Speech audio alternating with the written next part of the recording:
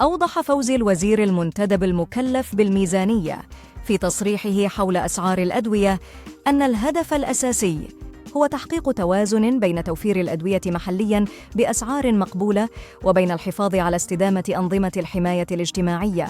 وبين أن مشروع قانون المالية لعام 2025 يتضمن وضع تعريفة جمركية جديدة على الأدوية التي يمكن تصنيعها محلياً، مع السماح باستيراد الأدوية التي لا يتوقع تصنيعها محلياً في المستقبل القريب لضمان المنافسة في السوق. أما فيما يتعلق بتعديل فريق العدالة والتنمية الذي اقترح فرض رسوم جمركية بنسبة 40% على الأدوية المستوردة التي توجد لها بدائل محلية بكميات كافية، فقد رفض لقجع المقترح، مؤكداً أن الهدف هو دعم الصناعة الوطنية بدون فرض أسعار غير معقولة.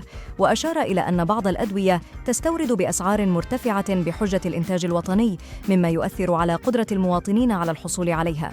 وفيما يخص مؤسسات الأعمال الاجتماعية، أوضح لقجع أنها تستفيد من دعم كامل من المال العام منذ عام 2011، نافياً وجود ضرائب عليها حالياً، ومشيراً إلى صعوبة فرض ضرائب على مؤسسات مدعومة أصلاً من الدولة.